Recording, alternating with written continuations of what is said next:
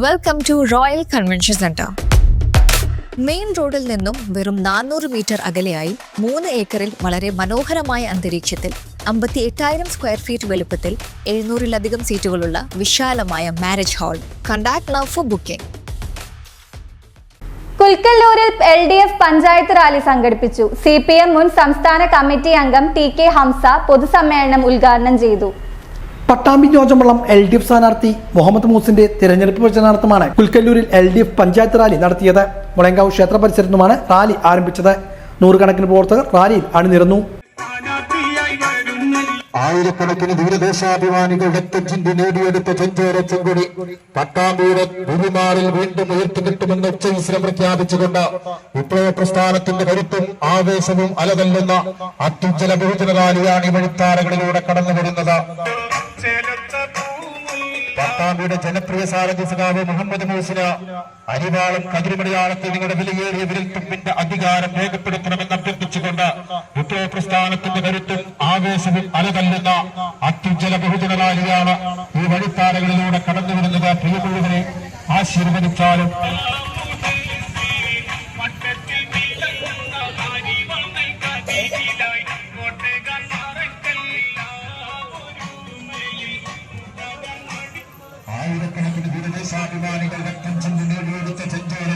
തുടർന്ന് CPM സംസ്ഥാന committee മുൻ അംഗം TK ഹംസ പൊതുസമ്മേളനം ഉദ്ഘാടനം ചെയ്തു.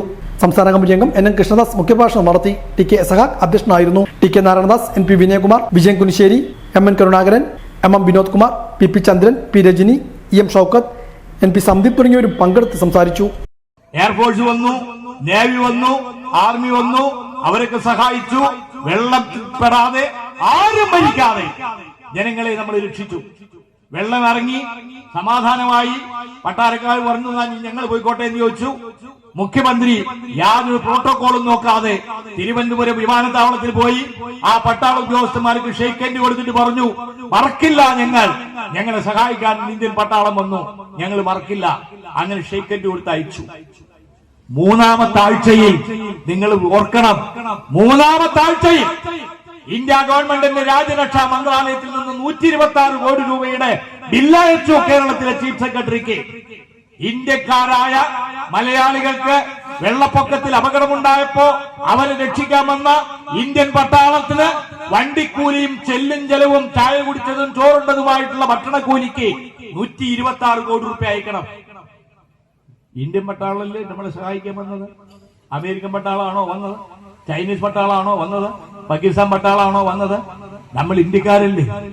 ഇന്ത്യക്കാരായ മലയാളികളെ സഹായിക്കാൻ ഇന്ത്യൻ പട്ടാളം വന്നതിന് പട്ടാളമല്ല ബില്ല് ചോദിച്ചത്.